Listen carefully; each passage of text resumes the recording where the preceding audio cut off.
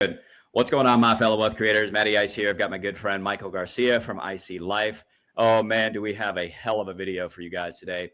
We are going to be breaking down a massive class action lawsuit that has just been filed as of, let's see, it was filed October 31st, 2024 against another IUL company for just the complete misrepresentation. And that's kind of putting it lightly. It's borderline just straight up fraud, the way that they are selling these index universal life insurance policies. And we're going to go through not the entire document. I've highlighted some very specific points throughout the document that I want to cover. Michael's done the same. And we're just going to go through, because we've talked a lot about IUL, index universal life, the risks involved and things like that. That's great, but it's a whole other thing to see like an actual massive class action lawsuit taking place because of the way these things are sold. And what you'll notice in this document that I want you to pay specific attention to is these, it's calling out these proprietary volatility controlled indexes, whatever, these pace setter indexes and it just these made up indexes basically is what they are. And they show really, really good back tested returns with great participation rates. When you look at the actual performance, it's dog crap, number one. And number two, it has absolutely nothing to do with the indexes that they're attached to. Wait till you see some of the language in these documents, guys. So it's going to be a lot of fun. Michael, really appreciate you being here. I'm really looking forward to this. And what are your opening thoughts on this massive class action lawsuit here? Yeah, I mean, my opening thought is it's about time. It's about time, right? Agreed. Because I've seen now for quite some time, and it seems to be picking up steam too, right? These IUL agents, these sales, it's just gaining more and more popularity. But unfortunately, it's all built on lies. It's all built on, misinformation and misrepresentation of product that, by the way, in and of itself, if you just take the concept of an IUL, it's a perfectly fine concept. There's nothing inherently wrong with the product, right? The issues become where you start to mislead people and, giving them false hope of returns or, oh, your money's safe, no losses, you can't lose. Like that's not true, right? Even the fact that they call it a permanent product, and in some cases, a lot of people are calling it like, oh, it's a tax-free retirement. Like, no, it's funny. You're not going to have a retirement. Right. You're going to just have a lapse policy with a big tax bill in a lot of cases. But it's being promoted as the greatest thing since sliced bread. And so that's where I have an issue, because as an insurance product, if you look at it for what it is, it's a flexible term insurance product that allows you to overfund and potentially grow some money. But there's just certain things in there that are not covered, like the extra costs, the commissions, which introduce fees, the not the real performance of what you're actually going to get. The fact that these companies can play games, meaning they can show you a great illustration with a 12.5% cap. Meanwhile, their clients who are 5 years in have a 6% cap. Right. All these things are not talked about, right? So what the person is actually buying is not the product itself, but they're buying a set of lies that aren't real, right? And so I want to distinguish that, because I, in my own practice, actually use an IUL product every now and then. It's not a big component of ours in our practice, but there are cases where it is the right product for the right client. Sure. But unfortunately, when you look around, the chances of you having it for the right reason is almost zero. Right. That's not how they're being sold. Right. It's being sold as a retirement plan. It's being sold as all these other things. And it's funny because people think I hate IUL. And that's what I get sometimes from people that are selling it in this way. Yeah. And I tell people, like, just because I don't think it's a retirement plan, and I know that, and I educate people on that, doesn't mean I hate the product. It's like trying to tell me that I hate apples because I don't believe an apple is an orange. Right. Like, it's just not the case. But unfortunately, because of these misrepresentations. And I can't wait to get to this document, Matt, because we've done videos on this company, right? Like you and me together. And we went through a full illustration. So we actually talked about a lot of these points. But when I was going through this document, I was surprised how well they explain everything and how this product actually works. So if somebody really wants to learn the product, just go to this document. I would agree, man. I actually learned a lot about how these types of products work, like with these volatility controlled indexes and stuff. It was very educational. Some of it way over my head, but it just speaks to how complicated these products are, and people need to be aware of that. And that's the saddest thing for me, man, is just the people that are getting hurt by this. You know, when we look at like the surrender charges and what it would cost this client to get out of this policy, it's just, man, it's financially devastating, man. This is really hurting a lot of people's finances. And like you said, I get thrown into that mix sometimes too with like hating on not whole life, IUL. And it's like I've said this multiple times on my channel. It's not even necessarily the IUL that I have a real problem with. You know, it's because it's the way it's marketed. Because I've had conversations, including with yourself, but also, a couple of other people on the channel that actually do IUL right. And I was talking with a friend of mine from LinkedIn. He was on the channel, and he stress tests the crap out of the policy. He's very, very conservative with the illustration, and doesn't really mess with the volatility and controlled indexes. It's primarily S&P. Is like, I was looking at it like, this is how IUL should be sold and presented to people. See, so it's not necessarily the product, it's how it's being represented to people, and it's a complete misrepresentation. So yeah, it's good stuff. And I do want to point out too, Michael and I are actually going to, just so you guys know, Michael and I are going to be doing another video. We've got to set this up, Michael, with the 3 use cases of IUL that you do for your clients. I think that would be really beneficial. So this is not to hate on IUL. It's just to expose the risks involved and the misrepresentation going on, because people are not making informed decisions. They're buying a product for something that it's never going to do, and they're dumping a ton of money into it, and it's having a very, very negative impact on people. It's just devastating. So with that said, Michael, let's have some fun. I'm going to go ahead and share the screen here, and let's knock this out. All right, let me zoom in just a little bit, so just to make sure you guys can see this. So like I said, this was filed right here, October 31st, 2024. All right, we're not going to go through the entire document here, but we've got some highlights here. And this is against National Life Group, okay? Major IUL company. And plaintiff here individually on behalf of all others similarly situated, class action complaint against the defendants, all right? And yeah, it's pretty nasty stuff. So this class action, I'm just going to read the introduction here so we can get some context and background of what's happening here. So they purchased from the defendant indexed universal life insurance policy or policies, brings this action to address defendant's breach of contract and their racketeering.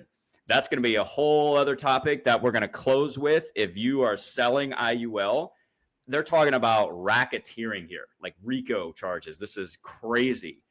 Through the use and control of an enterprise of marketing entities that duped consumers by providing them with the defendant's materially misleading representations and omissions in connection with the sale of such policies. This is crazy, guys. All right. So first highlight here that I want to bring up, the accumulated value is supposed to eventually grow large enough and continue to increase in value to cover the ongoing annual premium and provide the policyholder with the lifetime income benefit for which the policy was purchased. The reason I highlighted this is, as Michael and I were talking about, the way that these things are sold is not what they're actually going to do. They're sold as these tax-free retirement income vehicles that are going to outperform the market. You always hear about how they're going to outperform a whole life policy. Whole life is trash compared to IUL, right? Maybe not so much, turns out.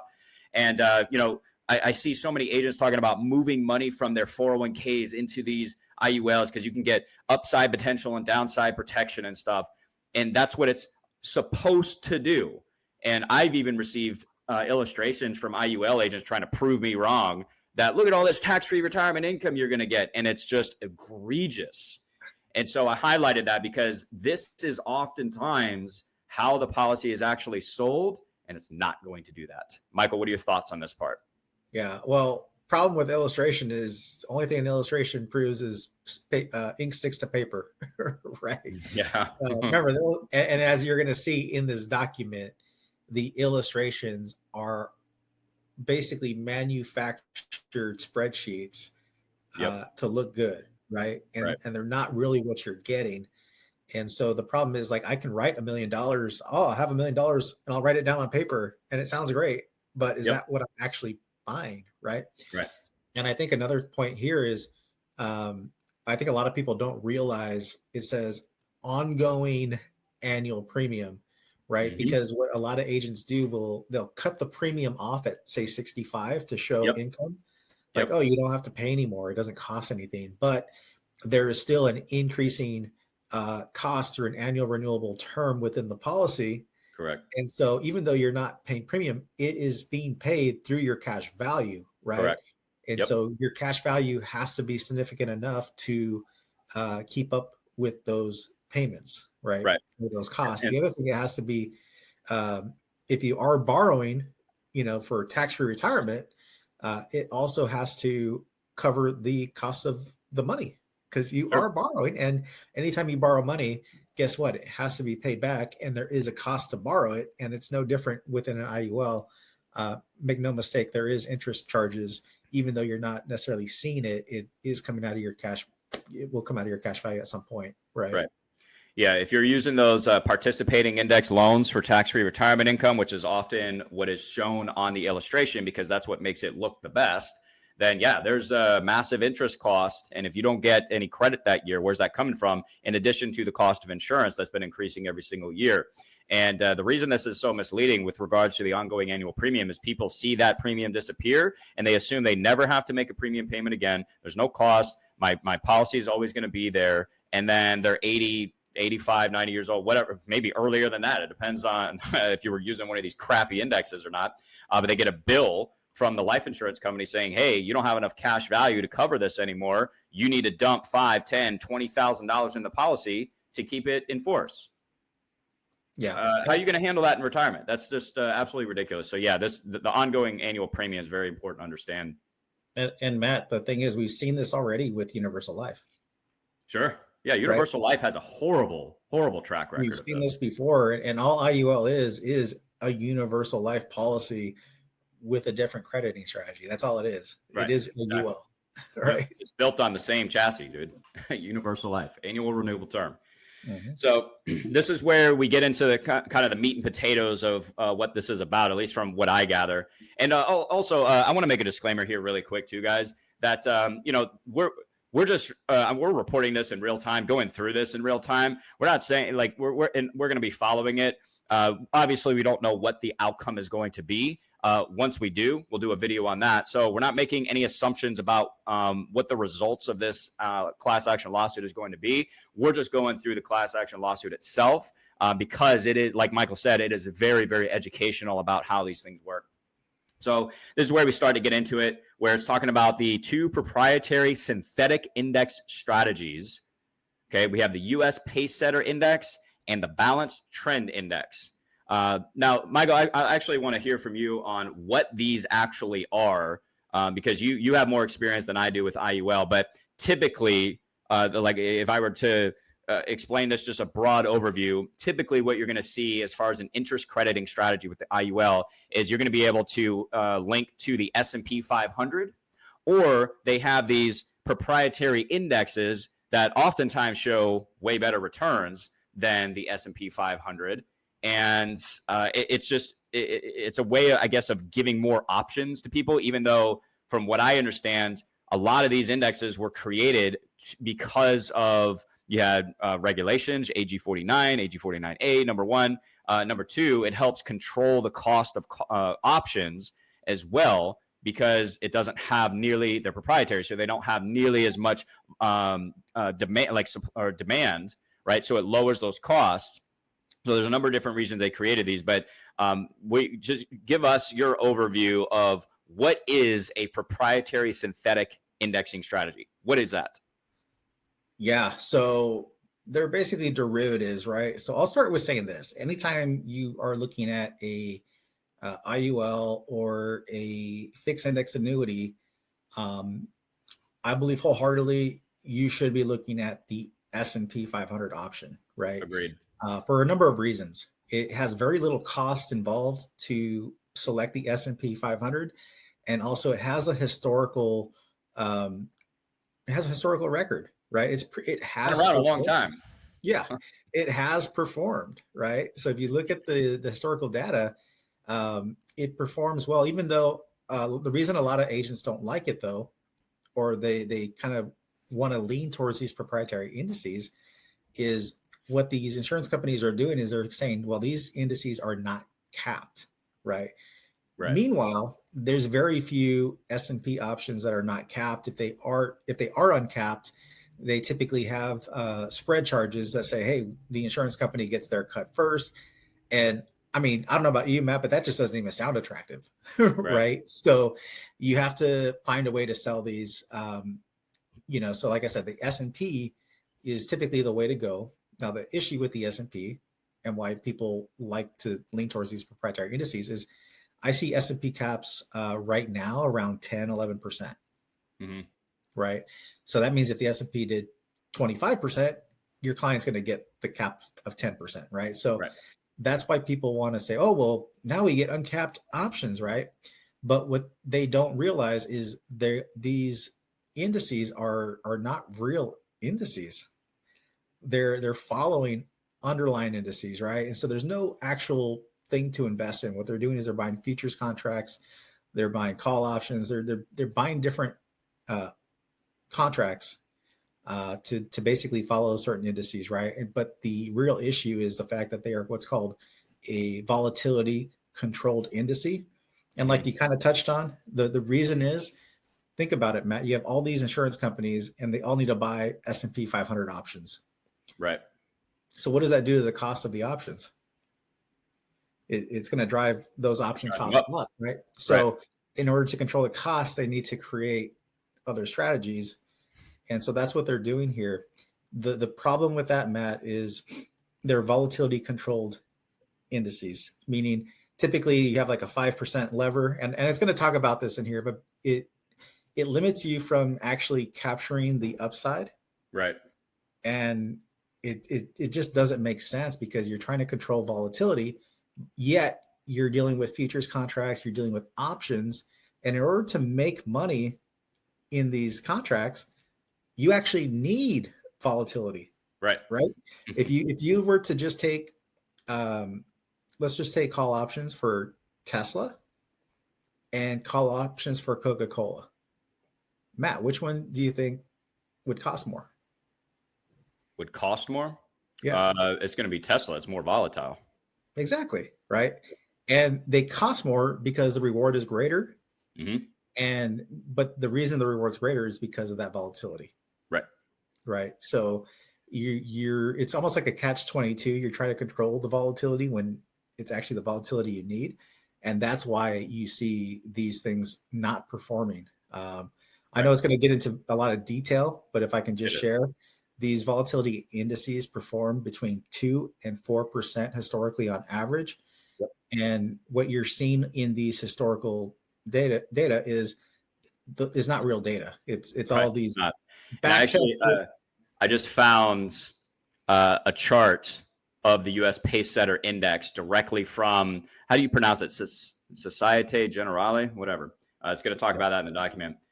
It's not good. I'll show you that. I'll show you that in a second here, guys. But let's hop back into this. All right. Let's see. Right here. Okay. So it's basically saying they breached, thus breaching the policies here. It was not what was promised. All right. For example, the policies promised index strategies with 20 years of historical performance when in fact these two indices were in existence for only a fraction of that time. I just want to show this to you guys really quick. So US Pacesetter Index, it's right here. Look at this. So we've got the S&P 500 in blue. We have the US Pacesetter in red. Inception date. That's when the US Pacesetter Index started. What is that? Is that March 4th, 20? No. Mhm. Is that 2022? I think No, that's you're supposed looking at to be 2022. right, right. Yeah, inception. But look at the red line. That's the performance of the pace setter index compared to the S&P 500. Okay, just take a good long look at that, guys. Is that something that we want to be rolling the dice on with our financial future? This brand new index that, when we look at it, the annualized performance 3.35% over 10 years. It hasn't even been in existence for 10 years, apparently. Yeah, see, look, it's right here. The U.S. Pacesetter Index was launched on December 10th, 2021. And any performance prior to such date is hypothetical. This back tested, this is actually in the document, so I'm skipping ahead a little bit. But this language, verbatim, is in the document. Back tested hypothetical historical data has inherent limitations and is provided for illustrative purposes only. Unlike actual performance records, hypothetical or simulated performance returns or scenarios may not necessarily reflect certain market factors, such as liquidity constraints, blah, blah, blah. Like, it says it right on the page here, guys, that we're rolling the dice. Like, this is just crazy stuff. Yeah, you think of how people manage money. I mean, it's easy to look back and say, okay, this stock performed at 15%. Let's include that in this in here, right? And this one did 20%. Let's include that one. And so they're basically picking the winner after the fact. Yep. But it's funny because as soon as it goes live and you have real performance, it's horrible. I don't know if you notice, it wasn't even positive, Matt. Yeah, not at all. It's never performed a positive. It was terrible. By the way, all the indices are pretty much the same, right? Right. They all, like I said, 2 to 4%. It's a pattern. Mm-hmm. In fact, we in our other video, right? I pulled up the document that actually showed that, right? Where all these other indices they just don't perform. Yeah, I've looked up plenty of the I've actually done my own video on proprietary indexes, and I pulled up multiple different proprietary indexes, and it's across the board. It's roughly the same crappy performance. I don't care which one it is. Yeah.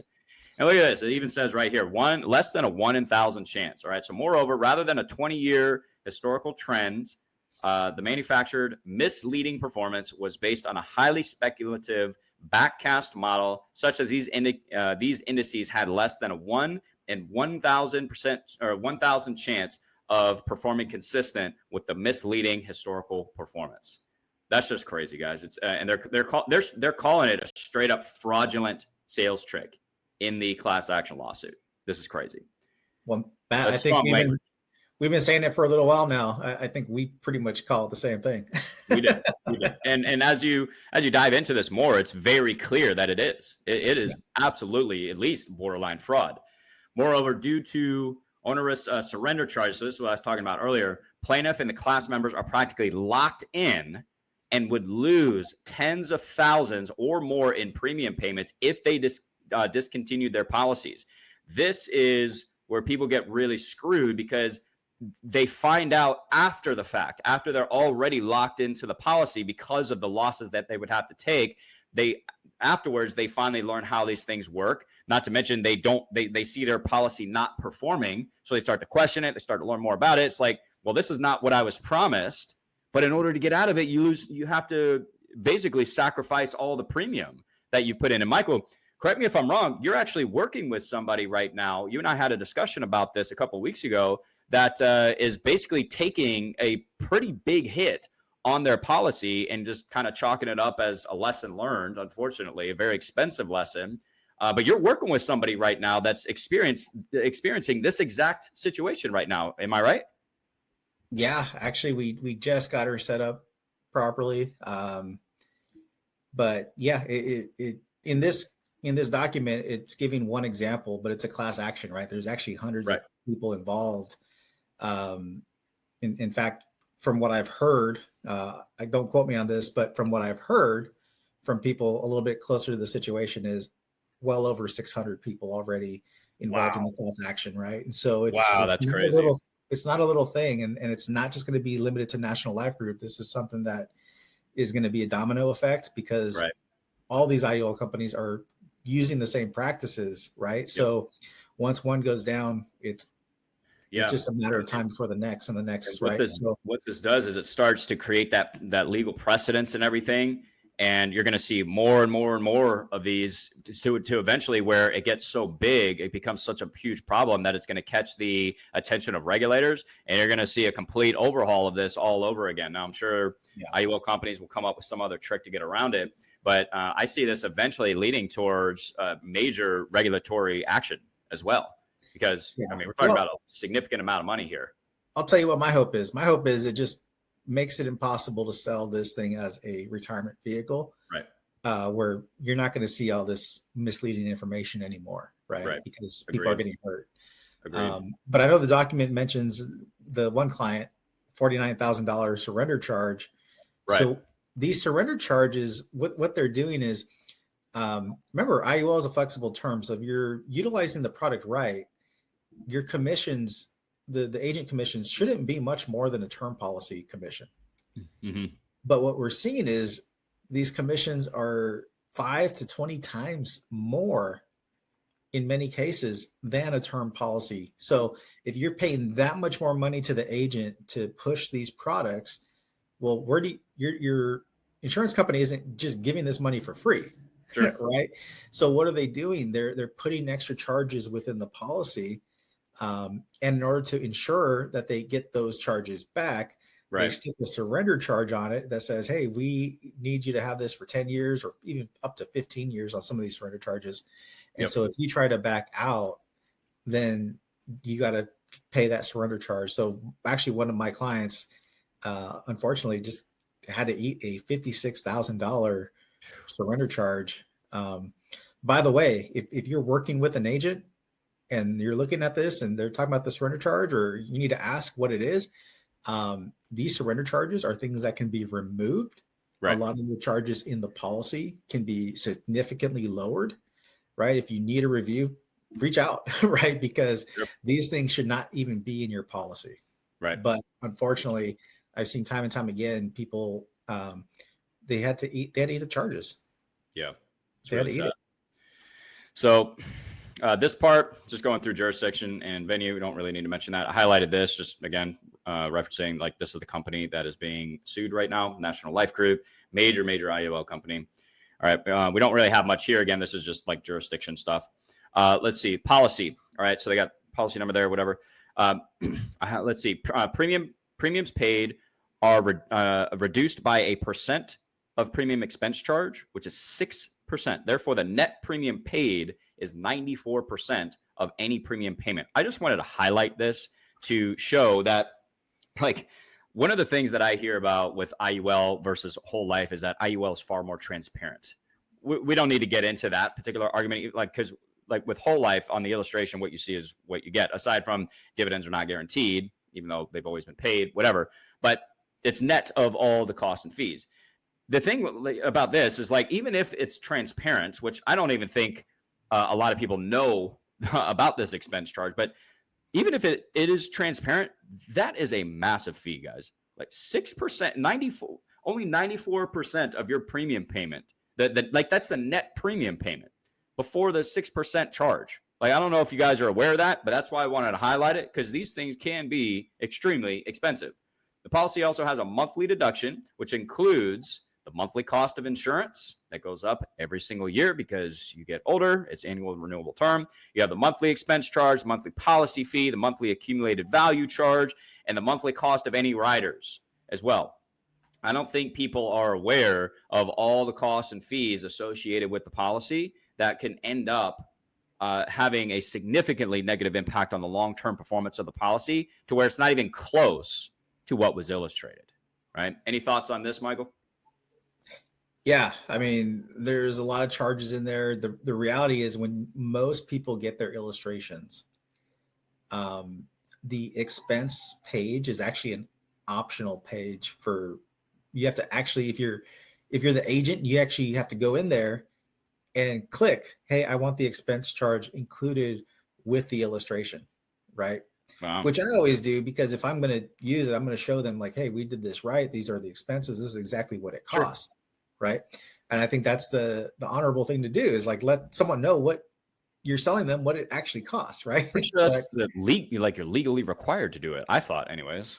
well, no, you can Wow, send that's out the crazy. illustration without the expense page Wow, included, and they can sign it, and it's considered a legal document, right? that's So, crazy. So much yeah. for transparency. That's nuts. Let's see. I highlighted this again just so you guys know exactly what policy illustration they're talking about. So Summit Life Index Universal Life Policy there. All right. Let's see. Where's my next one? All right. Index crediting strategies. This is where we start to get into the nuts and bolts of how these volatility indexes work. It's very, very interesting. So index strategies are engineered indices, the ones that they're talking about, the US Pace Setter and the Balanced Trend Index, whatever it was. They are comprised of notional assets. It's going to get into what that is shortly. In other words, well, I guess it's right here. They don't own any stocks, bonds, or other assets. The indices cannot be invested in because there's nothing in which to invest. They simply track the returns of underlying assets. They are used by defendants to calculate the amount to credit to the policy accumulated value. Nothing necessarily wrong with something that just tracks and not like tracks the returns of an underlying asset. It's not anything necessarily wrong with that, but I think it's important as we create the foundational understanding, I guess, of how these things actually work. All right, defendants license the index strategies offered under the policies from those indices creators for use in the life insurance products offered. All right, so these life insurance companies are not even creating them. Wall Street is, and then they're licensing them from that from Wall Street. Sold by defendants through the policies. These entities that created the index strategies here, the indices, SG America's Securities LLC and Credit Suisse. And I bring this up because one of the things that I bring up or talk about quite a bit on my channel is my distaste for government and particularly Wall Street, like the amount of corruption involved and stuff like that. And it's like, well, now we're bringing the likes of Wall Street into our life insurance products. So like, what do we think is going to happen here, right? So it's just kind of a side note for me personally. But Well, that's not ahead. a side note. I don't think that's a side note, Matt, because give me your thoughts on. When you talk to an agent, you ask them like, hey, what are the fees for the index? Mm-hmm. Well, it just told you SG America's LLC, right? They created and there's always a creator of the proprietary index, and there's also a manager of the proprietary index. Now, they're not always the same person, but what I want to explain is, how many people do you know that work for free, Matt? I don't know any. Right. And so the important thing to understand is there are fees. If you actually go, like if you had a National Life Group illustration, if you go all the way down, it's not in the meat and potatoes of the illustration, but you get to the very, very last page in the super small fine print, and this is all in there. It will actually say, hey, there's a fee for this. This is what it costs. Yep. And it also lets you know that it's not necessarily a fixed fee either. Right. Yeah, 100%. It actually, there we go. It actually brings that up next right here. It's talking about like the index itself. This is outside of the policy, but like the actual index, 0.5% per annum embedded fee deducted on a daily basis. Now, 0.5%, that doesn't sound like a lot, but over an extended period of time, that can put an incredible amount of drag on the policy, on the index's performance, number one. Number two, this is in addition to all the other fees that you're paying. So what this means is that the index has to perform even more just to get to break even, right? So you start adding all these fees on top of it, and on top of an index that's already not keeping up with the S&P 500. Like, is it any surprise that these things don't perform very well? No, not really. The basic index fee, it says it right here, dude, will place a drag on the performance of the index, offsetting any appreciation of its portfolio, exacerbating any depreciation of its portfolio. So it can make the losses worse, and causing the level of the index to decline steadily if the value of its portfolio remains relatively constant. This is not good, guys. And here's the thing. I don't really care about fees necessarily. Like you were mentioning, Michael, like there's nothing necessarily wrong with these types of things. Like if you're getting a more value for the fee than what you're paying, then it makes sense to pay it. But are we in this case? That's really what we have to ask ourselves is what are we getting for all of the fees that we're paying here? And as we're going to go through this, you're going to see it's not what was promised. That's for sure. It further states that the balanced trend index is an excess return index, which means that it reflects the return of components net of the cost of funding a hypothetical investment in them. If I've lost you at this point, good, because this is where I started to get lost. Like this is where things really started to go over my head. And here's my point bringing this up. These things are sold as simple products. No worries, Michael. You're just going to get upside potential, downside protection in the market. You're going to get all this tax-free retirement income, and life is going to be good. But when you start to pull back the curtain here, you see how complex these products are and often why they don't perform as illustrated because they're super, super complicated. I've never even heard of an excess return index until I started going through this document. And I've been talking about IUL for quite a while now. So any thoughts on this, Michael, before we get into like because it's going to talk about what this is and the problem, but any thoughts on this before we get into it? Yeah. I honestly think we should just keep reading because it's going to describe it pretty well. Got it. So the illustration describes the U.S. Pacesetter Index offered under the policy, and it's going to get into the difference between the excess and total return index. All right.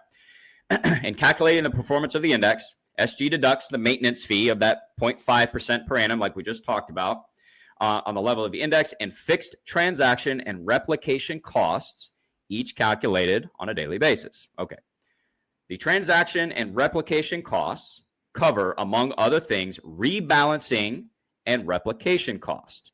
The total amount of transaction and replication cost is not predictable, so that 0.5% can be charged on a much higher amount or lower amount on any given year, and will depend on a number of factors, including the leverage of the index, which may be as high as 200%. Woo, that's a lot of leverage, man. The performance of the components underlying the index, obviously, market conditions and changes in the market environments, among other factors. Okay. Transaction replication costs, which are increased by the index's leverage, and the maintenance fee will reduce the potential positive change in the index and increase the potential negative change. While the volatility control applied by the index may result in less fluctuation in rates of return as compared to indices without them, it may also reduce the overall rate of return as compared to products not subject to volatility controls. This part, to me, Michael, was really important because this the concept of volatility control can sound really good, especially when you're talking about a product like upside potential, downside protection, whatnot. But oftentimes, especially when you're dealing with stuff like options, volatility can be like you need the volatility in order to get anywhere close to the performance of what's being illustrated. Correct me if I'm wrong on that, Michael, but with something like this, we actually need the volatility in order to get close to the cap rates and get those, they'll get the participation rate anyways, but getting close to, and I think these are uncapped, but getting close to the returns illustrated. What are your thoughts on that? Yeah, 100%. So we have to have some volatility. What I want to do, because I know this is really, it gets really technical, right? And there's a lot of words, and for an average investor, it might be a little difficult to understand. But I had to read that a couple times to start to grasp it. What I want to do is try to break this down so it's easy to understand.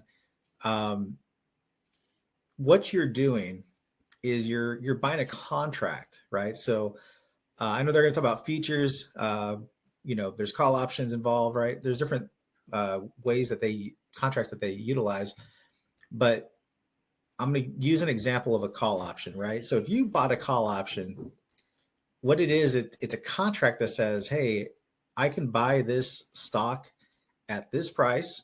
Mm-hmm. at any time as long as the contract is good, right? So that could be a week, that could be a month, that could be a year, it could be a day, right? If the contract expires that day, right? Right. And so what you're doing is you are paying a premium for that contract, right? So would it make sense, Matt, to say your premium is going to be higher if you bought the contract that was a month long than it would be for a week long contract? Correct.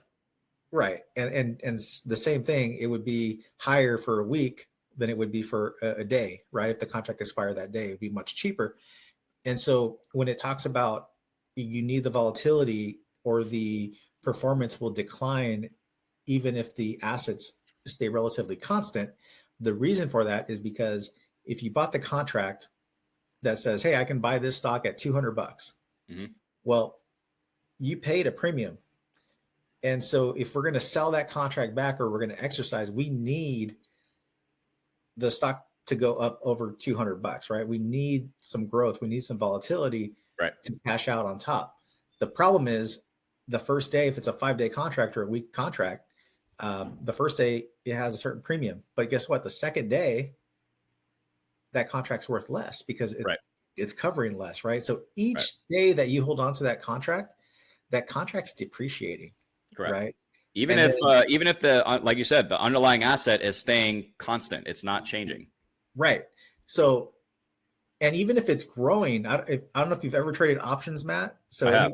anybody who's ever traded options, they understand this. It could, even the asset could grow, Right. but if it's not growing at a rapid enough pace, your Correct. contract will either stay the same cost, you won't actually gain, or you could still lose Right. despite the asset having a gradual increase. So you Yep. really do need some volatility. And when it's talking about these excess returns, what they're saying is we're not taking into account what it costs to buy all these contracts and roll them over to the next contract. Right. Those are massive fees and costs that they're not even including or telling you about. And that Right. it's going to actually get into that Yeah, it in this does. document. Man, that's complicated stuff. All right, let's continue. Let's see. This is where we start to get into, I think, the historical rates and the back testing and all that stuff. So illustration represents that the historical rates in the chart do not represent the actual interest that would have been credited because the cap rate and participation rate would have changed over time and actual results would have been different. So when it's showing you the historical performance of this index, okay, it's not showing the change in cap and participation rates, which change all the time. We see this on a regular basis where the company will sell a policy that with a high cap rate, but then a couple years later, it lowers that cap rate, even though it's still selling the higher cap rate to new customers, which I don't even know how that's legal. But it's not taking into consideration those cap and participation rates, which have a massive impact on the actual results of the policy, the performance of the policy. So would have been different. There's an expense charge, policy fee, cost of insurance, and other policy charges associated with the Summit Life Index Universal Life policy. The historical returns by strategy do not reflect these policy charges. Holy crap. That's huge. In fact, even excluding changes in the cap and participation rates, which were solely a function of the defendant's operation of the policy, that's true because they can adjust the cap and participation rates at will to adjust for risk and manage loss, things like that. The reported historical performance of allegedly describing the balanced trend index and the U.S. Pacesetter index offered under the policy was an artificial construct and fundamentally a fraudulent sham. I love the language. Fraudulent sham. Because at the end of the day, if you're showing somebody that they're going to do close to this, but it's not going to do anything remotely close to it, that's fraud. That is a sham. And you're like, Michael, I've seen this on indexed annuities as well, where they're showing like a 7 or 8% average annual return, which average rate of return is a scam in my opinion anyways, but it's showing 7 to 8% each year on these volatility indexes. But then when you look at the actual performance of the index, it's like you said, 2, 3, 4%. And then the agent will say, oh, well, we have a 200% participation rate, so it's fine. No, it's not, because that participation rate can be changed at any time, number one. And number two, even with that participation rate, you're still not getting anything close to what the S&P 500 does. Like, what are we doing here, guys? This is nuts. And how are you showing 7 to 8%? This is the index annuity, IUL. I think this one they did 6.42%, but in the index, that it's attached to is not even doing close to that, guys. That, to me, I think fraudulent sham almost puts it lightly, in my opinion. So, any thoughts on any of that, Michael? Yeah, no, the issue here is all these IUL companies are doing the same thing. Yeah, they're all doing it, right? Almost, I want to say almost all. I know there's a couple companies that have a better reputation. If I do go that route, sure. Those are the companies I use. Right. Yeah, there's a couple of good ones out there. There's a couple that have some integrity, but what I see across the board almost is exactly what we're talking about, where we're going to give you a introduction rate, really is what it is.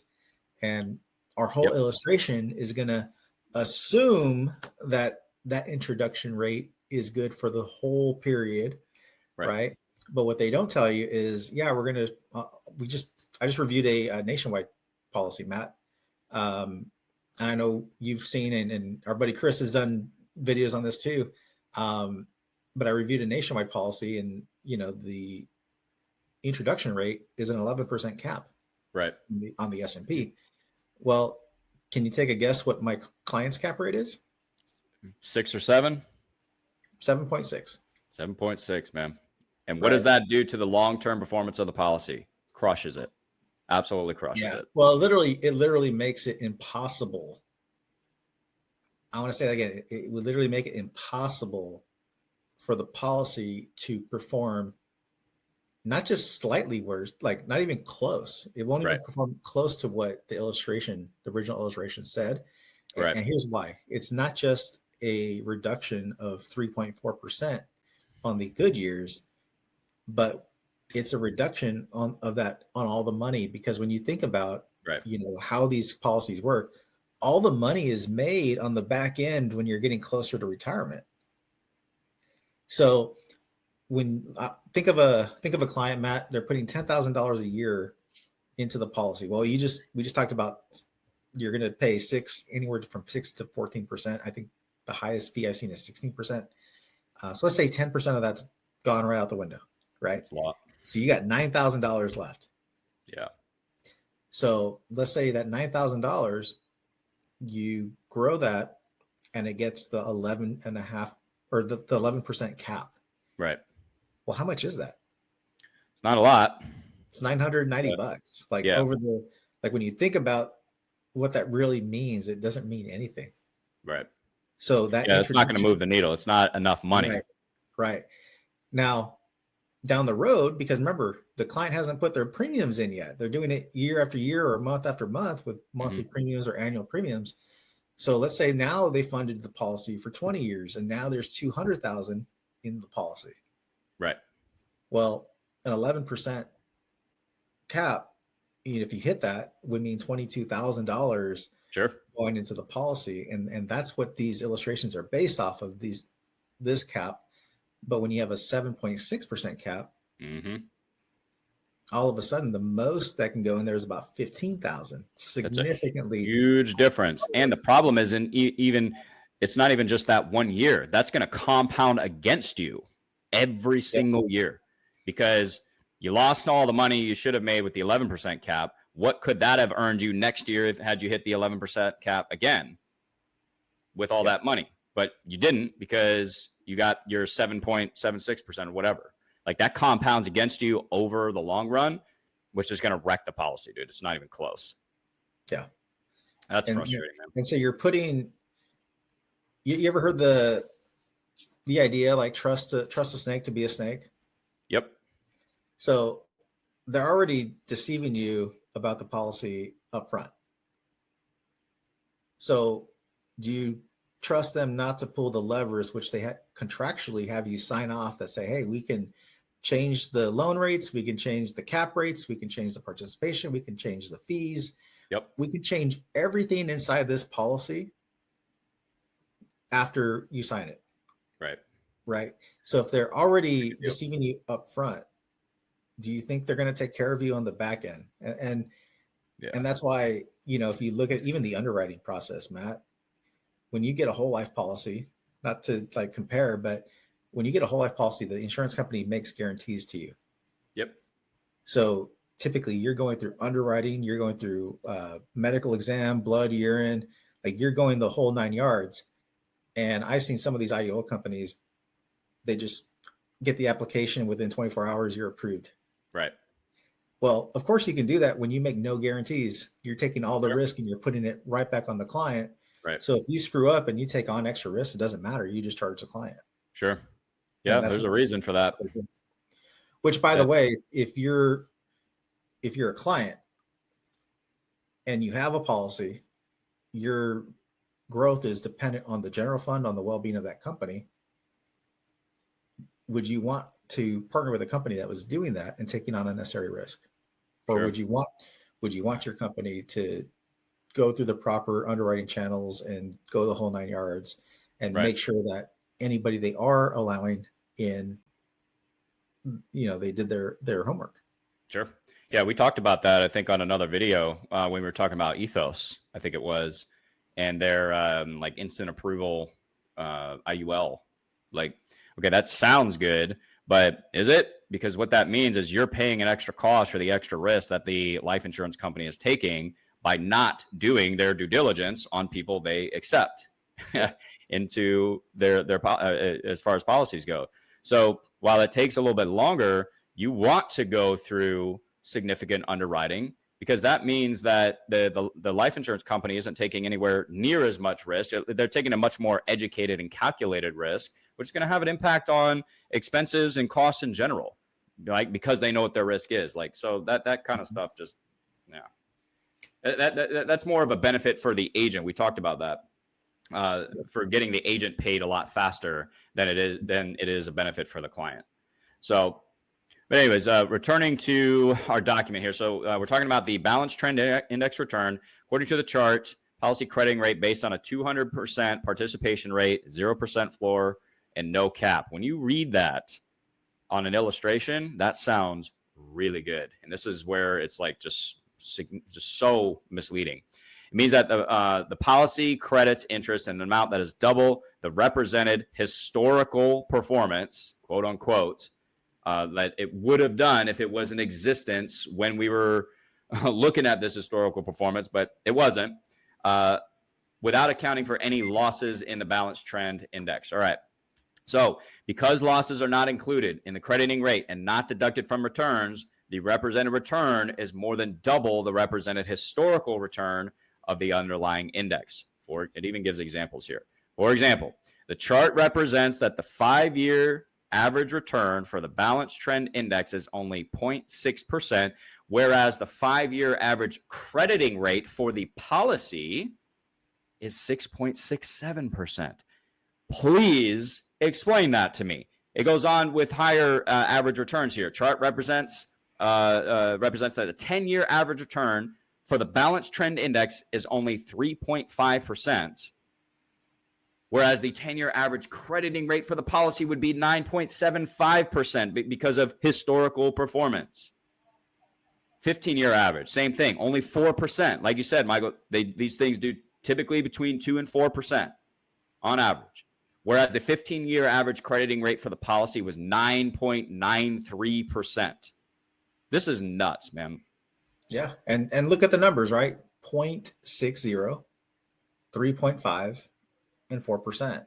It's right in line with what we've been saying with these things average 2 to 4%.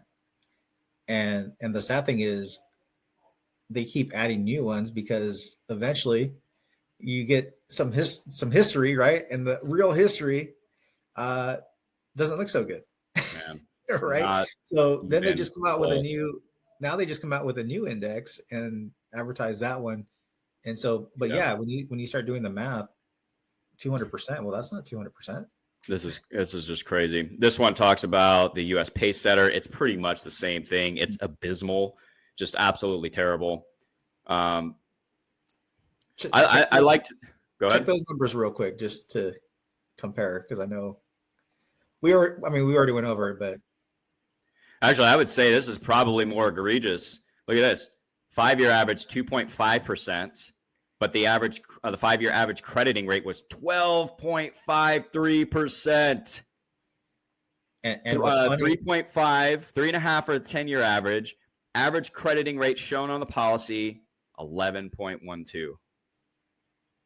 but Matt, out of those 5 years to get you that 2.5, half of that is back tested fake data, right? Because Wow, dude. since the actual inception, it's actually been negative. Right. So, Oh man, crazy. that is what else do you call it besides fraud? And they know. Come on, these people aren't stupid. The people that are putting these indices together and these products, these IULs, these people are not stupid. They're very, very smart. Okay, I'd like to think, anyways. Oh, Unless it's just like gross negligence, but they know that these things are not going to do anywhere close to what they're illustrating because it's back tested historical performance. They know that there's no way to actually tell what the historical performance would have been because of the vast number of different factors involved that impact the actual return. Yeah. Like they have to know this. That's fraud. That's straight up fraud. I like what he says. What it says right here. It says, therefore, the represented crediting rates for these indices are not part of the required illustration and actually serve no purpose in the illustration. Instead, they're just designed to suggest that the indices with excessive crediting rates existed for 20 years with historical success during that time, which is alleged below. They did not even close. So it's basically saying like you said earlier, Michael, it just proves that what did you say? Ink can be put on paper or whatever, right? That's basically it has no point. There's no point to it other than to sell the product, make it look better than it actually is. That is it. Before you scroll down, Matt, I want the audience to read this one more time. This is it. The reason that these fake numbers are put in there, because remember, they don't illustrate these fake numbers, right? If you actually look at the illustration, they have a max. I think it's right there, 6.42. 6.42. Yep. And that's supposed to be conservative because of all the amazing historical performance we're showing you. Right. And what the chart is in there for is so that the agent can, instead of using the 6.42, they can go back to the chart and reference where it says, oh, but it did 9%, right? Even though it didn't really do 9%, right? But look, it did 9%, and we're only showing you 6.42. Yep. This is a super conservative illustration. By the way, if you have an agent that says they're showing you a conservative illustration, run. Yeah. Just run. Like, walk away. There's nothing conservative about these illustrations. There's reasons that AG 49 came out, AG 49A, AG 49B. They are trying to regulate and reel these these illustrations in because they're just out of hand. Yep. This is absolutely insane. And this is happening every single day, unfortunately. Let's see, misleading description of the Pacesetter Index so we start getting into like what the total return fund is. So the illustration does not describe the investment profile or asset allocation of the U.S. Pacesetter Index. Kind of starting to sound like an investment, not life insurance at this point, if you ask me, but I digress.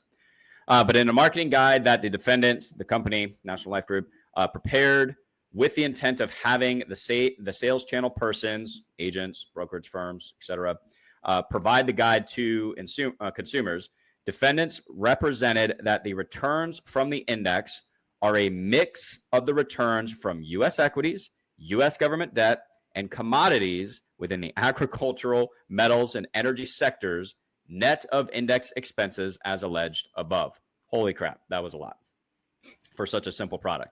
But according to an April 2024, I still don't know how to pronounce these, Societe Generale, I guess, brochure for the U.S. Pacesetter Index, The U.S. Pacesetter Index is an excess return index that excludes additional returns from the asset sectors in the U.S. Pacesetter Index. So it's not even participating in all the returns, if I'm reading that correct. The index is an excess return index. This is right from the brochure. It's not a total return index in general.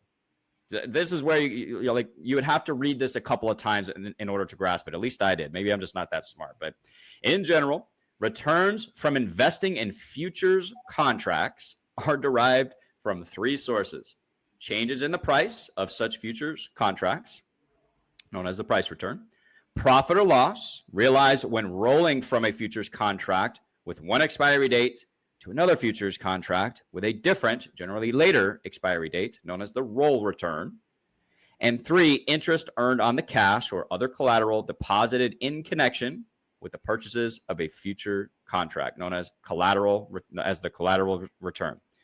The component sub-indices of the index components, generate excess return, meaning the sum of the price return and roll return with respect to the index components. Okay. As a result, investment in an instrument linked to the index will not generate the same returns that would be obtained from investing directly in futures contracts underlying the index components, because a collateral return is not used in calculating an excess return index. Wow. Oh my goodness.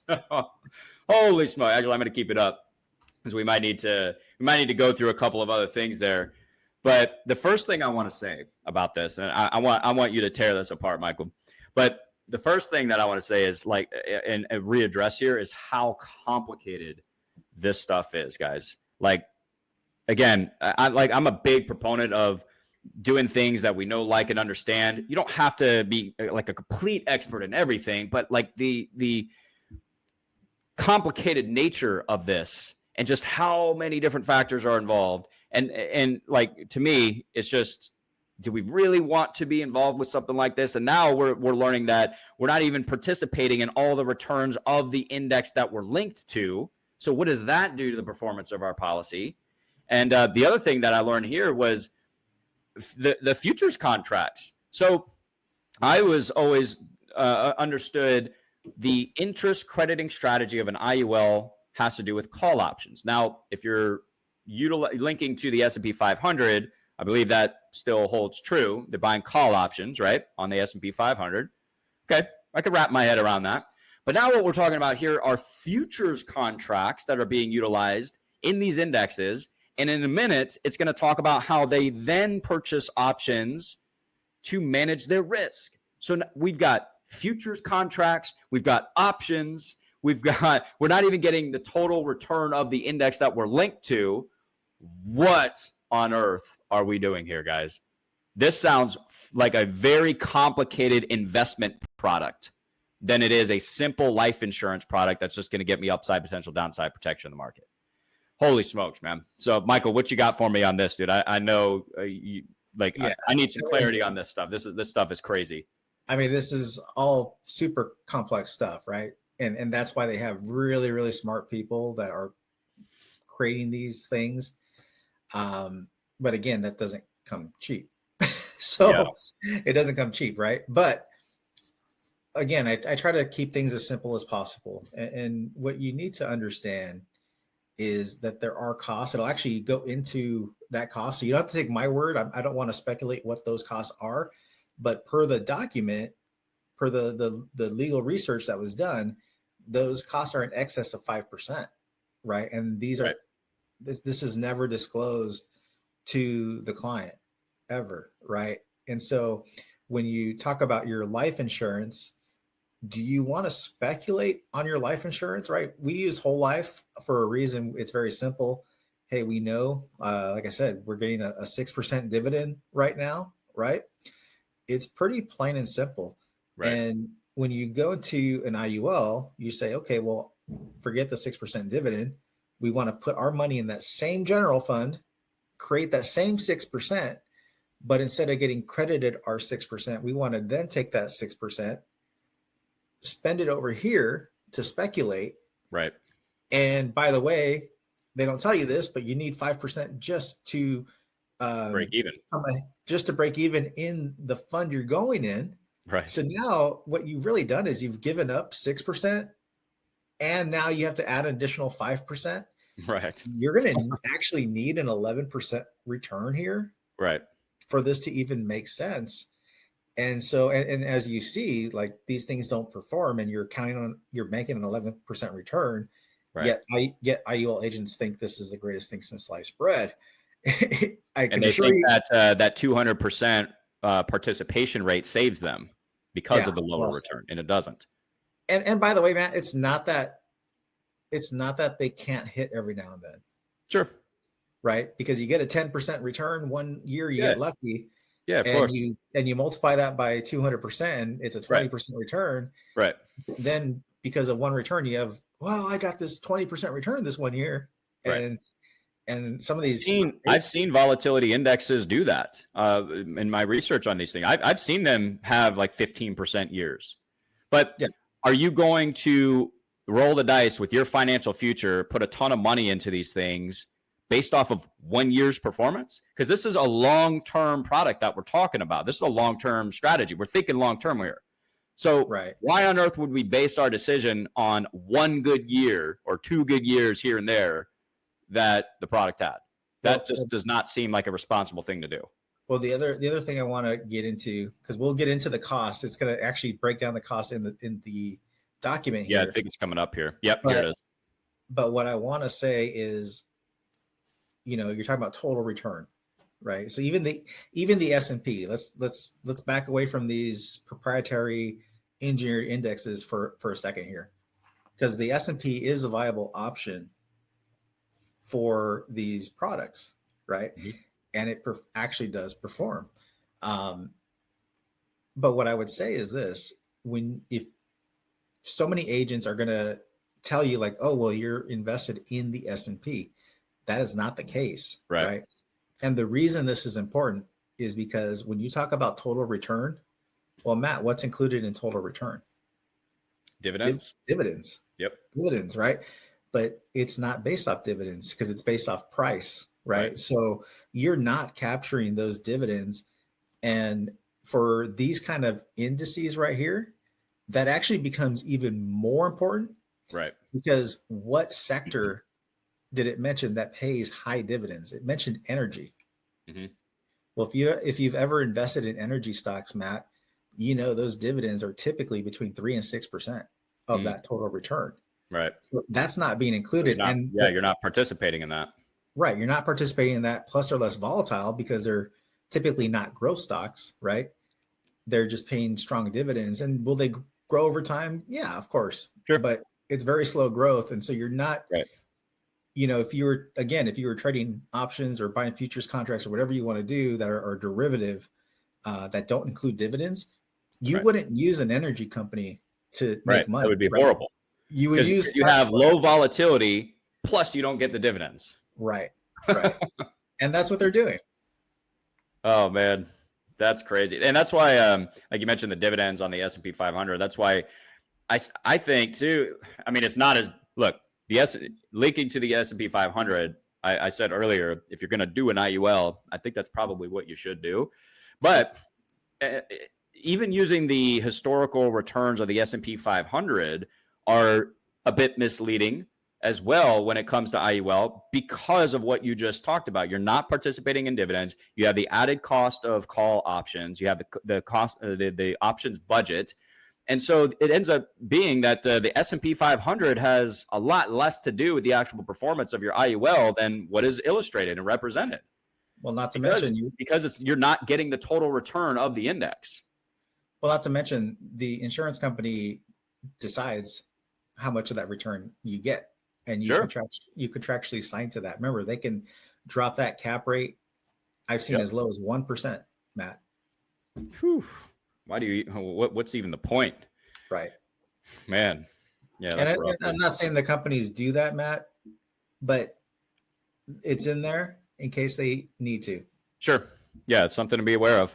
Which is a whole nother video, by the way, because that's where the fundamentals of your company, become very important. The financials, Yep. And agents pretty much skip over that part too.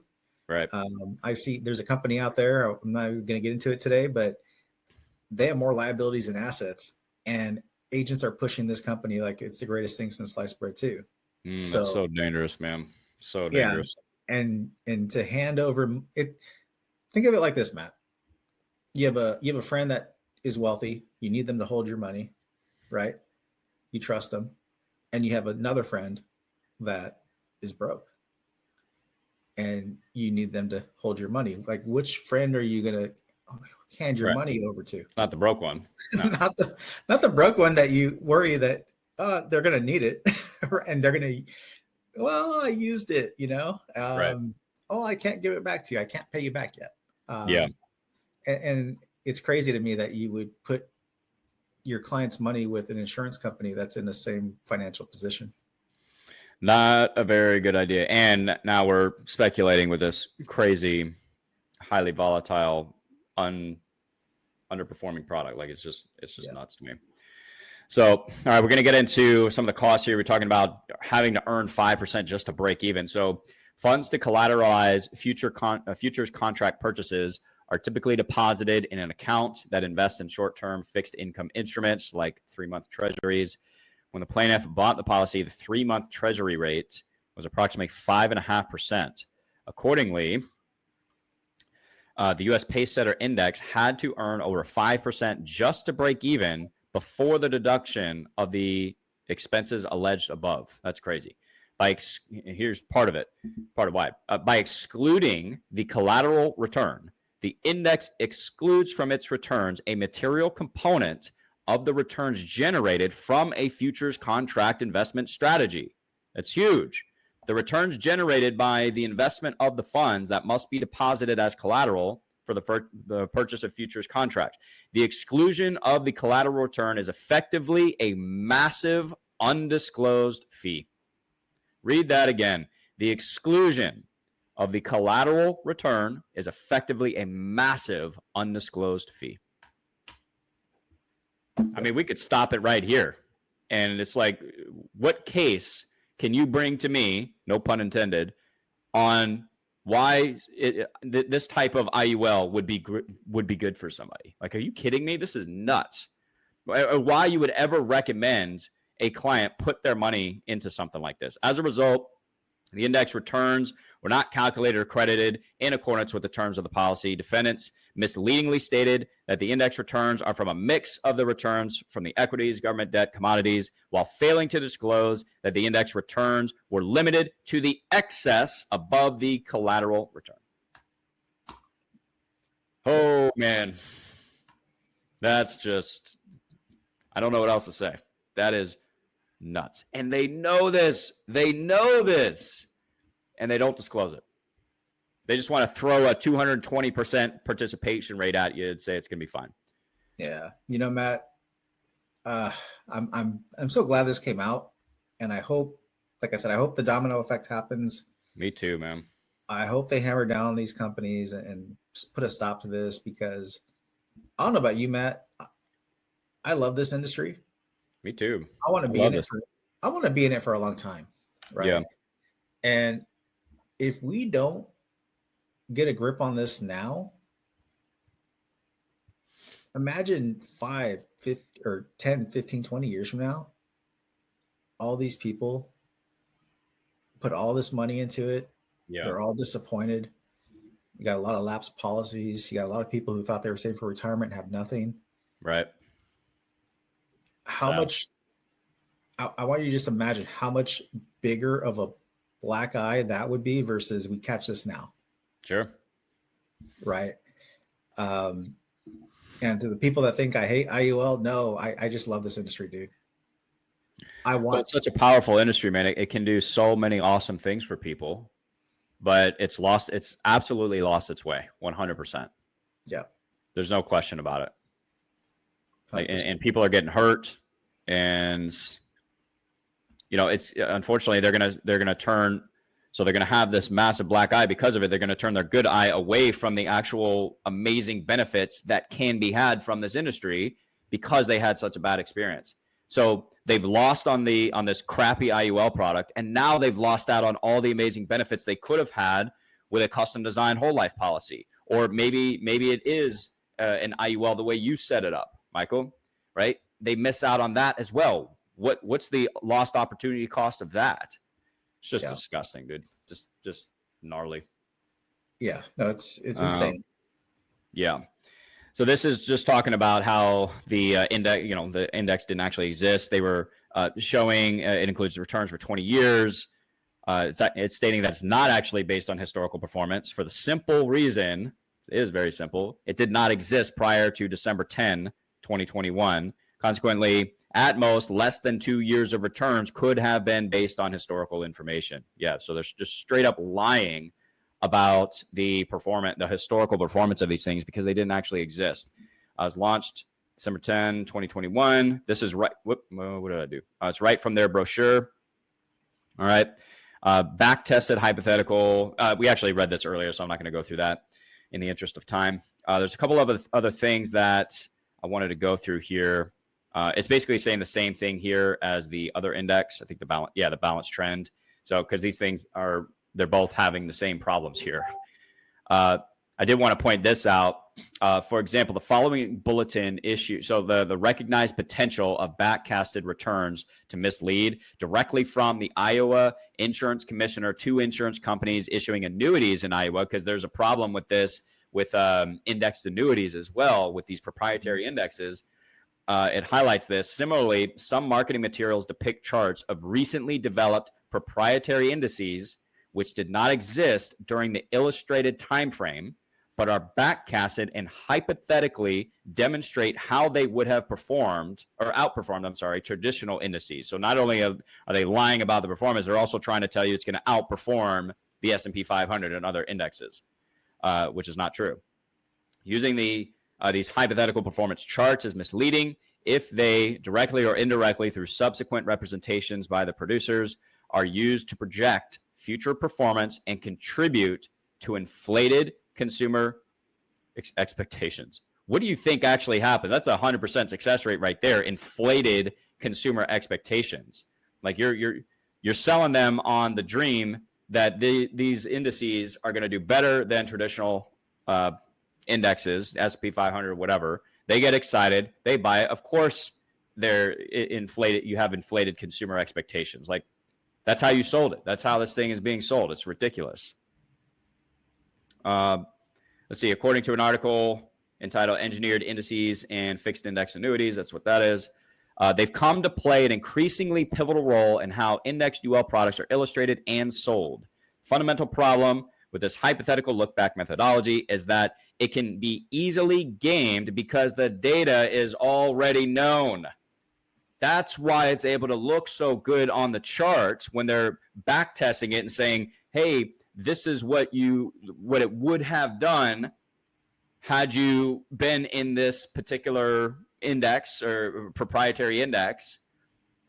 But that's because they already know the data. They already know how the economy was, what the rates were, I don't even know how many different factors they go through in order to determine that. But it's kind of like saying, hey, I got 100 on my test, and it's because I knew all the answers to the questions. Does that, are you going to have confidence in me that I'm going to continue to get 100% on my test in the future? No, it's because I knew the answers to the test already. We don't know what's going to happen in the future. So that's why this is such a problem. It's because they already know the data from the historical time frame. And look, it says right here, all you have to do is optimize an index or a crediting strategy, or all you have to do to optimize an index or a crediting strategy. I think maybe that's a typo right there. But basically, it's to backfit the data if you want to increase the illustrated performance. You know what kind of reminds me, Matt? That's crazy. You ever see the movie Back to the Future? Yep. I can't remember the guy's name. I think it's I could swear it was like Butch or something, but he finds Marty's guide, his betting guide from the sports out. Biff. Biff. Right? Biff Yeah. he, he Yeah, yeah. finds he finds the book. I think that was 3, right? Yeah, That he was from finds the the book. future. Yep. Yeah. And so he knows every game who's going to win. So of course he Right. bets. And then, we go back to the future and all of a sudden he runs the town. He's in charge. Right. And Right. so that's kind Mm, of what this feels like, is like, yep. hey, Perfect yeah, analogy. we could do that on paper because we know the data. Right. Now, we can't do that for the future, which is what you're actually going to get, but we can make it look good. Right. Right. And that's kind That's of exactly what's happening, dude. that's what I thought about right now. That's nuts. So I thought this was really interesting. Defendants' represented returns were particularly egregious. That's where we're at here. For example, the U.S. Pacesetter Index is a notional index. This is where it's going to describe what that is. That term came up earlier, meaning it doesn't hold any assets. It simply tracks the performance of 3 proprietary sub-indices, the equity index, bond index, commodity index. Look at this.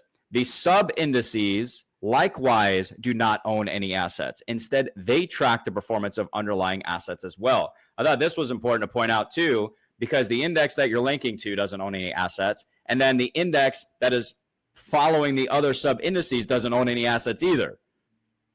So what are we doing? And think about like all the costs and fees, expenses associated with creating an investment environment like that. It's no wonder these things don't do anything close to traditional indexes.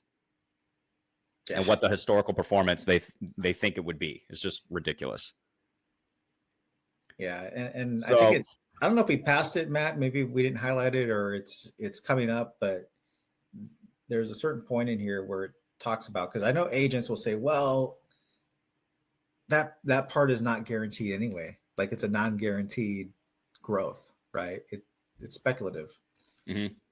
And to that, I would say it still matters, because if people understood what they were buying truly, and they understood the true performance of how these things generally work, right, would they have even bought it? Right. The chances are no, because it does talk about like they could have bought something better for themselves that would have actually given them performance. 100%. That dude, that was my case. That's like, I came very close to buying an IUL. I drank the Kool-Aid, thought it was the greatest thing ever. And then when I started to learn how they actually work, seeing how complicated they are, and like all the underlying risks, I wanted nothing to do with it. Whole life it was a no-brainer to me. It made so much more sense for what I was trying to accomplish. I wanted nothing to do with crap like this. And actually, to speak to that, I mean, look at this. It says instead they purchase futures contracts underlying the sub-indices. My question for the audience would be, do you know anything about futures contracts and sub-indices? I mean, I suppose, like, I want to be careful with that, because, like I said, I don't think you need to be an expert in all of these things in order to take advantage of particular opportunities. But like, this stuff is being completely swept under the rug. They don't even know that futures contracts are being purchased on sub indices that don't own any assets and just track other indexes that don't even get the total return. Did you understand any of that? I mean, I don't really either. It's just crazy. So do we want to be putting our hard-earned money into something like this that's obviously very risky and we don't understand? Let's see. This was talking a little bit about how volatility control is created. I thought this was interesting. It's imposed.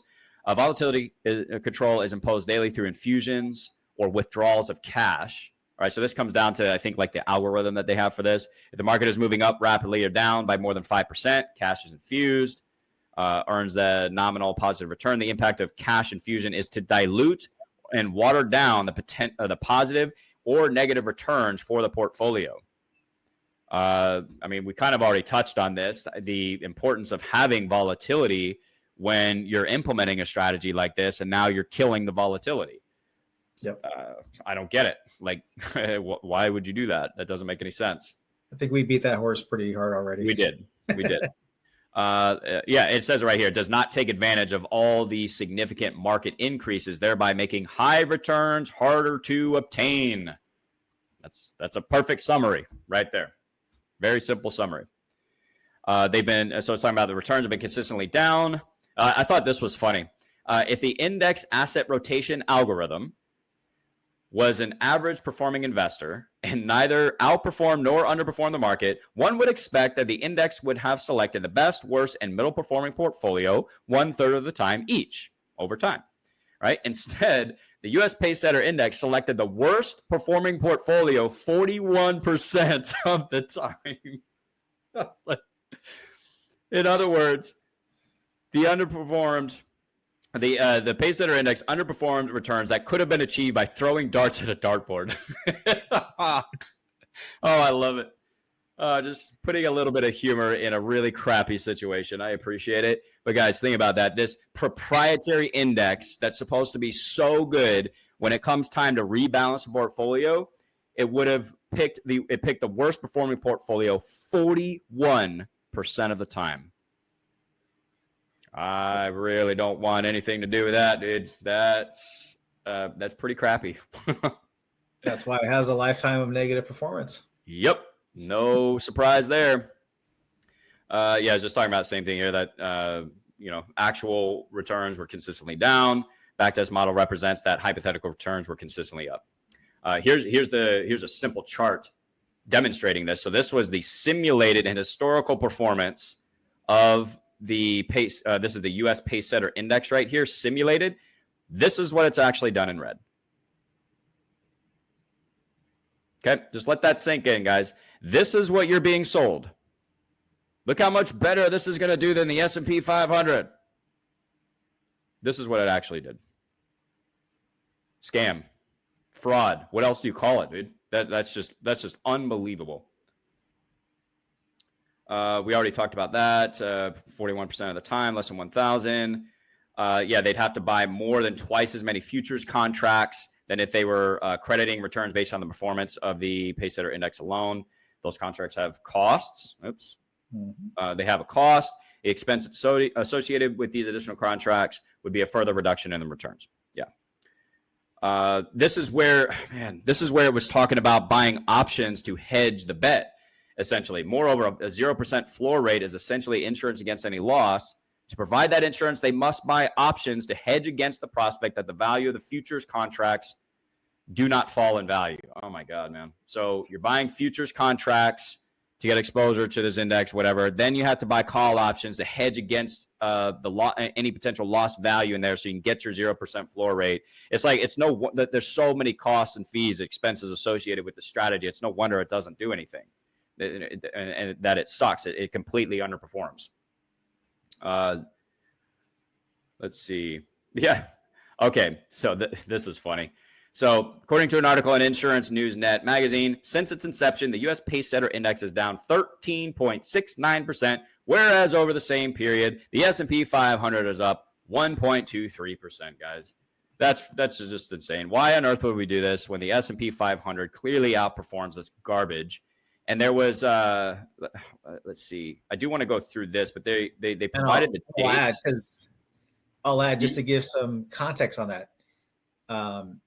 Remember, this came out in December 10, 2021. Right.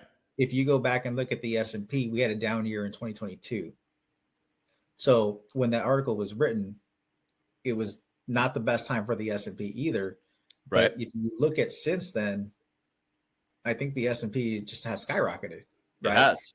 Meanwhile, we're still sitting in the same place with the US Pacesetter. So now that's a really good point, Michael, because they actually bring this up right here. Okay. Plaintiff allocated 100% of the accumulated value under her policy to the US Pacesetter Index. Okay. According to her 2024 annual statement issued by National Life, 0% interest was credited to her account as a result of that allocation. Here's the time period. The period of September 22nd, 2023 to September 21st, 2024. Watch this, guys. I'm going to bring up a chart of the S&P 500 here. This is a weekly chart. We're going to find September right here, roughly. September, see the date down here at the bottom? We've got September 2023. Hovering, I'm just going to guesstimate here since this is a weekly chart. We're hovering around 440. This is the SPY, all right? Tracks the S&P 500. All right, so we're at 440. We'll call it 446 at this using the exact same time period, September 2023 to 2024. Did I get that right? Or is it 2022? No, Did I read it right? Yeah, nope, that's right. 2023 to 2024. Here we go. So September 446. 22nd. Let's go to September 2024. Right here, roughly right around here. Look at this. 559, call it 560, whatever. Massive run up in the S&P 500. And she got a 0% interest credit on her IUL. That's about 25%, by the way. That's a 25% return. And I thought these indexes, these proprietary indexes, were supposed to outperform traditional indexes. Dude, I'm almost speechless. This is crazy stuff. This is absolute insanity. The I only cannot reason believe this is happening. The only reason they're sold is because IULs have caps, and these particular indices do not have caps. So the agent gets to say, well, you have uncapped growth, whereas they can't do that with the S&P options generally. Right. So yeah, so the uncapped growth, that again, that sounds really good and looks really good on paper. mm-hmm. But what's actually happening in reality? And they provide another percentage here. So like in the back tested data, the balance trend index produced 6% annual returns compared with 7.6 for the S&P 500, or roughly 78% of the S&P 500 return from September 2002 to November 2017. All right. Well over the 40% needed to justify the volatility control index. Convenient, right? However, in reality, when the balance trend index went live, its growth was only 9.1% of the S&P 500. Let me be clear. It didn't do 9.1%. It's saying 9.1% of the S&P 500's growth. You want to talk, like, we're not talking about a minor miscalculation here. That is a huge gap in performance. Okay. So, and this was the result of poor performance compared with the S&P 500 is consistent across all 12 volatility control indexes analyzed in this particular study. Yep. Yeah. We've seen it across the board. I mean, this is not a national life group issue. Right. This is a BCI issue. This is the same thing that you see in almost every IUL has these options in it, these uncapped VCIs. Doesn't matter which one, almost every single one. All the agents that are going to say, oh, well, my company is different and our index is different, whatever. Can Sit I down and stop. To that thing, I want to make a point here too. I want anyone watching this to notice they are not attacking the agents, because what your agents will do, these IUL agents will do, is they'll say, oh, well, you can structure it to work, which the reality is that the insurance company is the one structuring the policy. The agents have nothing to do with how the policy is structured, right? The insurance company makes all the rules. But they like to make themselves feel good or act like, well, it's an agent's fault that they didn't know better, or they just didn't do it right. Right. Which, Matt, it's kind of funny, because in saying that the agent messed it up when they're selling a basic, straightforward policy, right, or supposedly straightforward policy, right, suggests that there's something wrong with the policy in itself already, right? When you really think about what they're saying. Sure. Yeah, that makes sense. Right? Because you'll see them say structured properly, meaning, oh, nothing else works. It doesn't work that way, which is not the truth. Right. But agents like to do this and just say, well, it's that other agent's fault. No, it's not. I want you guys to notice nowhere in this document does it attack the agent. Right. Nowhere in this document does it say the agent lied. Nowhere in the document does it say the agent is non-compliant. It's all in the insurance company here. Yep. And these crappy indexes. This is how they actually perform These are like actual results in real life here that they're talking about. They're not talking about agent design and agent compliance. This is just the nature of the product here, of these indexes. They suck, and they're extremely misleading. Yeah. And we're going to talk a little bit more about the agents here in a second. We're going to start to wrap this up. But a couple of final things I want to go through here. This is the impact of this. This is like the really sad part for me. All right. Plaintiff may cancel or surrender the policy and receive the accumulated value of the policy only upon payment of the applicable surrender charge. However, the surrender charge is $49,618 in the first year of the policy, gradually declining to $5,200 in the 10th year. Read the next. $49,000. Plaintiff stands to lose tens of thousands of dollars in surrender charges if she cancels and surrenders her policy in the short term, largely or completely eliminating all of the policy's accumulated value and resulting in a complete loss of the premiums she has already paid.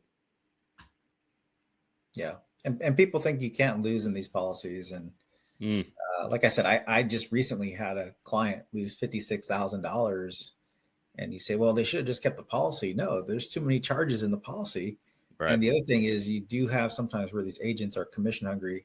They will set the client up at a minimum payment, meaning there's no flexibility to come down. So in my client's situation, she was making a significant amount she still makes a significant amount of money, by the way.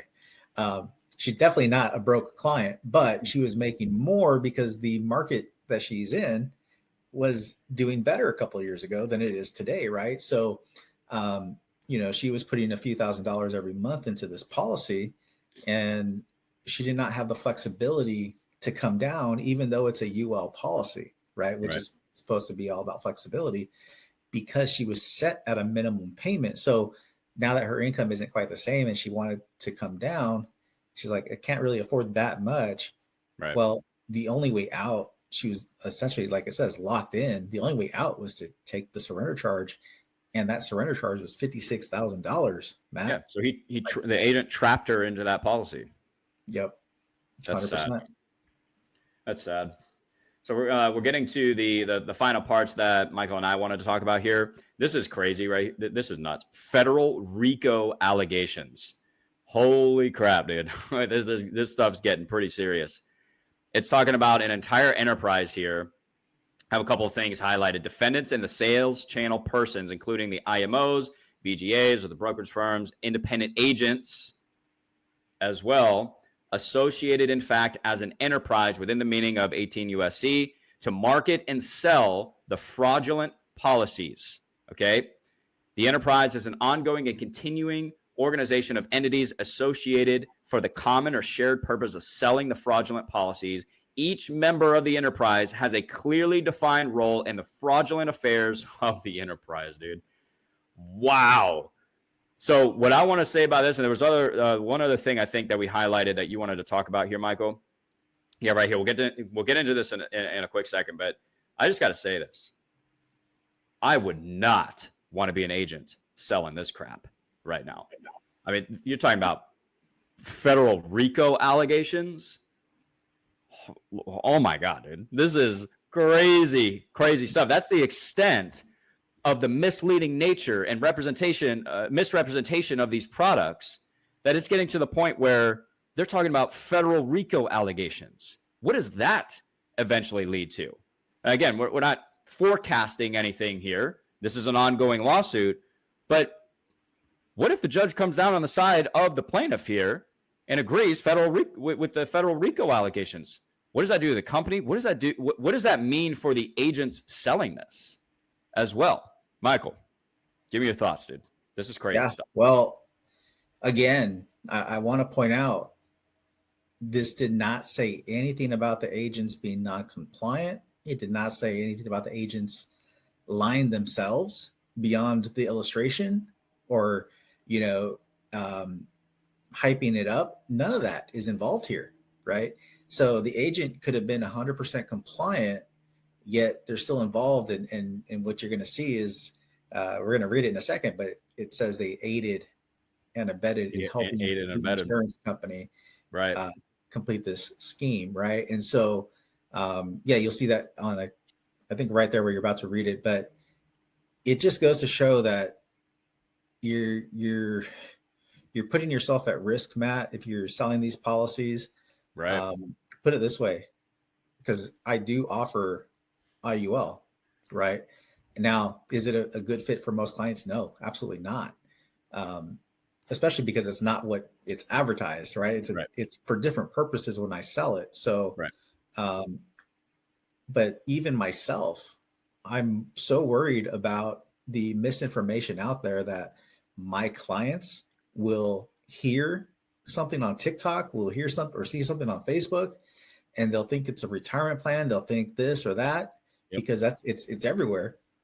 I actually have a document that my clients have to sign that state, I understand this is a annual renewable term policy. This is not a whole life policy.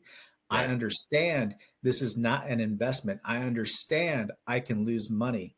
And I also understand that for this to work, we need to maintain, we need to pay attention. This policy needs to be managed. Right. And I understand I will meet with my agent every year. And I have them sign that because even though I'm doing things right and I'm being a lot more transparent than most of these agents, Yeah. um, my concern is, well, if they start getting the wrong information somewhere else, Mm-hmm. they might confuse that with I didn't tell Right. Yeah, makes them. sense. You really So gotta even cover yourself. yeah, even as an agent offering this product, I am having a document signed, a disclosure sign that says, "Hey, this is what it is." Right. So that way Yeah. you Good idea. can't and that's the extent. I just want to emphasize that's the extent of how bad it is out there. Right. Yeah. 100%.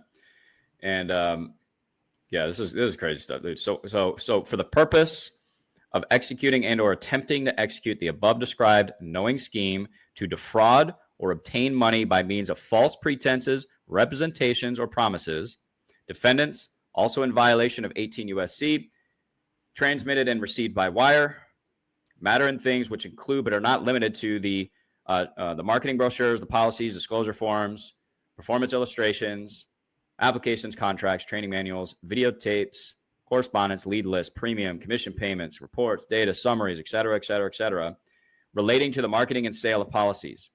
In addition, pursuant to and as a part of the scheme to defraud, defendants intended to and did receive payments from plaintiffs and other members of the class that were transmitted or cleared through the use of interstate wires in violation of 18 USC section 1343. Here's the final piece right here for us. The sales channel persons aided and abetted violations of the above laws. If I was selling this stuff, I'd be getting nervous. And here's, what's really frustrating and actually sad about that, Michael, is, and I think, most of us agree on this, is that I don't think like the agents, obviously there's some really crappy agents out there that just they don't care what happens to clients, just want to make as much money as they can. But I think truly the majority of agents really do want to help people. They want to do good by people.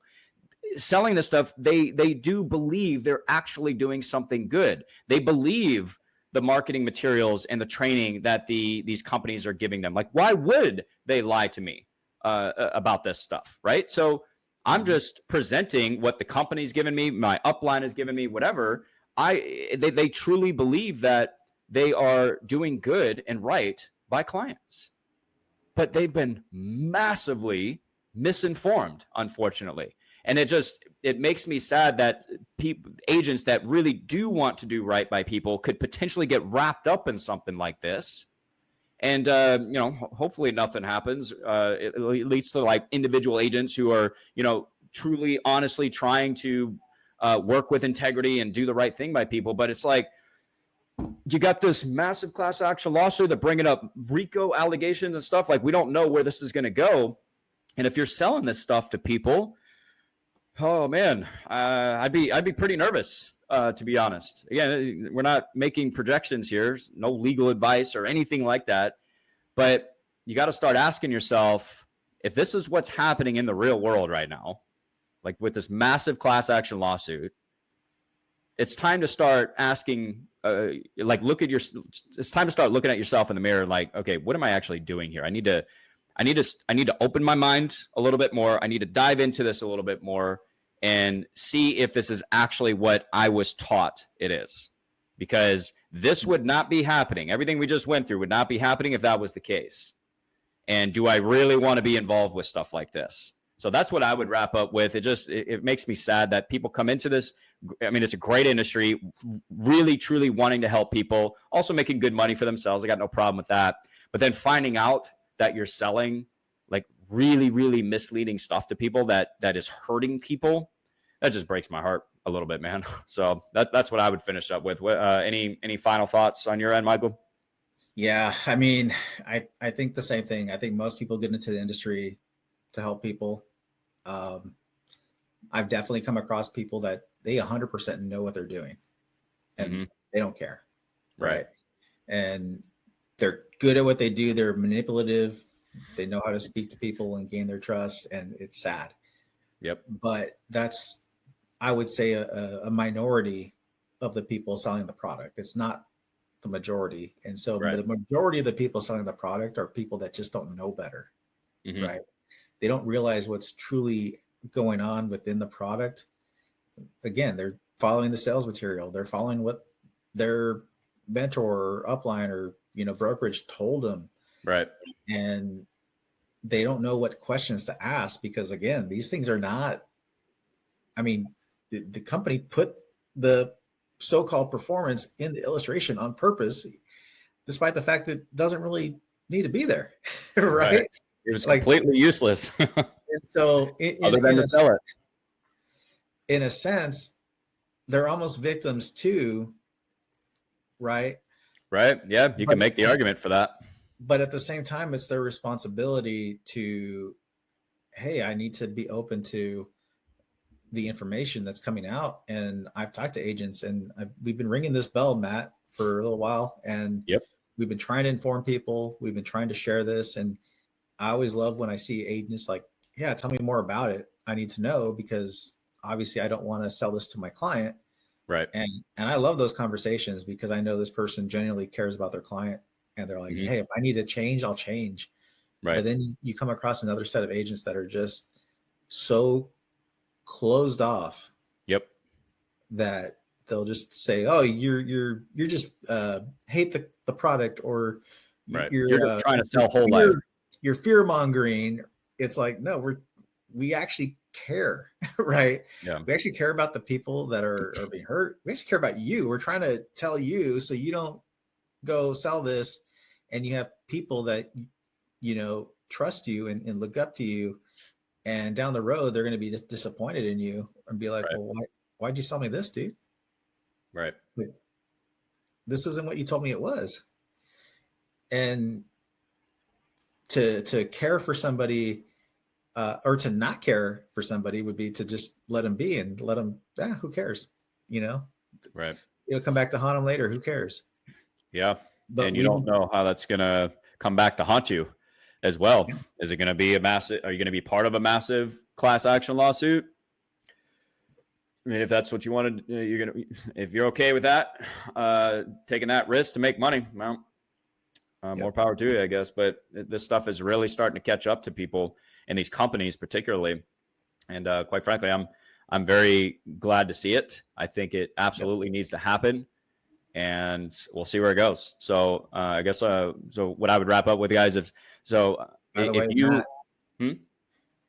and this might be a video we do soon on living benefits, but I've been talking to people. This is just like a first wave, by the way. The next thing I hear coming down the pipe is the living benefits, where a lot of these insurance companies they're using what's called a discount approach. And so you might have a $500,000 death benefit, or I'll give you a real example. Actually, you might have a $100,000 death benefit, and then, I have cancer. It's supposed to cover cancer, and the insurance company will turn around and say, okay, well, you're going to get $11,000, but we're going to reduce your death benefit to 10. And now you have 20% of what you paid for. And people don't realize that this is how the living benefits work too. In many cases, not all of them. They're different ways that they work, but many of the companies use this particular way for their living benefits. National Life Group is one of them. The client I mentioned is through Foresters, right? And so it's something else that I've been hearing might be interesting. Another lawsuit down the road.